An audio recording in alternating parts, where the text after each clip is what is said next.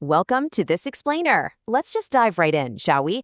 Today, we are unpacking something absolutely fascinating, the neurological costs of holding power.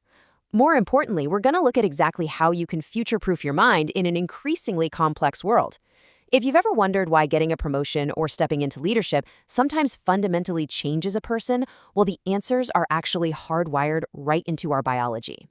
But before we get into the heavy science of leadership, I want you to think about your own physical reactions to difficult decisions. Have you ever had a real gut feeling about something? Or maybe you were faced with a really tough choice and felt this undeniable tightness in your stomach or a flutter in your chest? Those visceral bodily feelings aren't just your imagination playing tricks on you. They're actually your peripheral nervous system at work, sending absolutely vital information from your body straight up to your brain. We've got a great roadmap for this explainer today. We'll be moving through 5 key areas: the hidden cost of power, how power rewires the brain, restoring your sensory awareness, the magic of brain synchronicity, and wrapping up with thriving in an uncertain future. All right, part 1, the hidden cost of power. Let's kick things off by completely shattering a massive myth about what makes a successful leader. For the longest time, we all sort of bought into this idea that success comes strictly from being logical, rational, and totally detached. Emotions were viewed as these sloppy, hysterical distractions that we needed to suppress. But modern neuroscience completely flips the script on that. We now know that our emotions bring layers of critical data to the table. In fact, emotional intelligence is literally the #1 predictor of life success and satisfaction. It is our ultimate built-in guide for decision-making. And here's an incredibly hopeful takeaway. Emotional intelligence isn't just something you're either born with or you aren't. Genetics only account for about 10 to 45% of it. The vast majority is completely shaped by your environment and society. It's a highly trainable skill. You can actively elevate it by practicing self-compassion, making direct eye contact, or even just reading a good fiction book, which literally forces your brain to inhabit other people's perspectives. Moving right along to part 2, how power rewires the brain. If emotional intelligence is so crucial, what actually happens to it when we gain authority? Well, this is where it gets a little scary, because leadership physically alters your brain. We all have these incredible circuits called mirror neurons, which help us imitate each other and feel empathy. But researchers have found that the moment a person is placed in a position of power, the electrical activity in those exact nerve cells actively quiets down. Meaning, gaining authority actually dampens the very brain circuits that allow you to understand and connect with your own team. And that sensory block goes even deeper. Remember that gut feeling we just talked about? All that intuitive external knowledge you pick up about your environment isn't just floating around in your head. It's stored in your peripheral nervous system, literally in your heart and your gut. It travels up to your brain through this massive biological cable called the vagus nerve, eventually landing in a brain region called the insula, which monitors info from your body and the people around you. But here is the catch. Holding power actually creates a dampening effect on that vagal nerve sensitivity. Think about what a profound neurological cost that is. It means leaders quite literally lose the biological ability to take on board collective outside knowledge. When you're in power, your brain is physically blocking the exact signals that provide you with environmental wisdom and empathy. Which brings us to part 3, restoring your sensory awareness. Now that we understand how power isolates the brain, how do we immunize ourselves against it?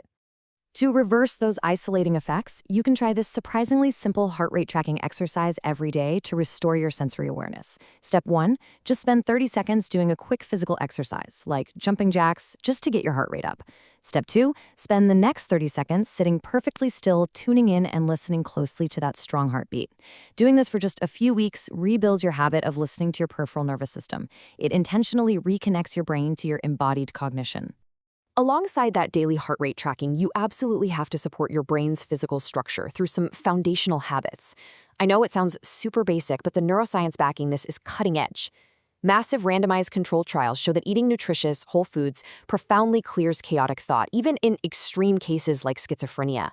Add prioritizing sleep to consolidate your memories and regular exercise to literally birth new nerve cells in your hippocampus, and you are building a brain capable of immense clarity. Let's shift gears a bit for part 4, the magic of brain synchronicity. We've talked about the individual, but how do groups connect on a biological level? This is where this science feels like magic. When researchers hook teams up to EEG machines during group interactions, they see that the electrical traces of the team members' brains actually start to line up and sync together. This brain synchronicity can perfectly predict how well a team learns, how they build consensus, and how ideas hop from mind to mind. Scientists can even identify the leader of a group within 30 seconds, just by watching who initiates this dance of brain synchronicity. And the best part? We can artificially boost this synchronicity by tapping into deeply intuitive human behaviors, making direct eye contact, cultivating a positive mood, exercising as a group, or even singing and chanting together. It's really no coincidence that throughout human history, across diverse global cultures and religions, you see these rituals of chanting, singing, and praying together. They are ancient mechanisms perfectly designed to boost brain synchronicity and bond us together. Finally, part 5, thriving in an uncertain future. Let's look at how all this collective brain power builds our resilience for whatever comes next.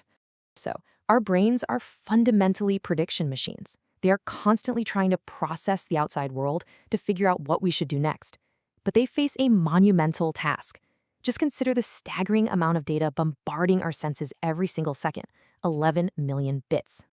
But get this, out of those 11 million bits, we are consciously aware of only about 40 bits per second. 40. We have to discard a massive amount of information.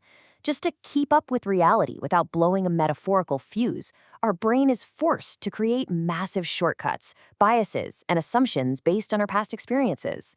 Because of this extreme data filtering, when we face new, ambiguous situations where our old shortcuts just don't work, our brain goes into overdrive. Navigating that uncertainty requires high synaptic plasticity. That's our brain's embedded mechanism to adapt, learn, and innovate. Now, a little bit of stress is actually great for this flexibility, but chronic stress, fear, and doom, that literally causes neurotoxicity, shutting down this plasticity and stripping the vital connections right out of your brain. So when ambiguity hits and you feel that overwhelming panic creeping in, you absolutely must calm your nervous system down to protect your brain's flexibility. You can do this easily using a simple box breathing technique. Just inhale deeply for 4 seconds, exhale fully for 4 seconds, and visually trace the shape of a box with each breath. Doing just a few rounds of this signals complete safety to your body. It stops the neurotoxicity of fear in its tracks, allowing your brain to see possibilities instead of just threats. Ultimately, navigating uncertainty isn't just a solo endeavor. It's something we do as an entire species. From inventing the written word thousands of years ago to modern AI systems inspired by our own neural networks, we are biologically driven to share our perspectives.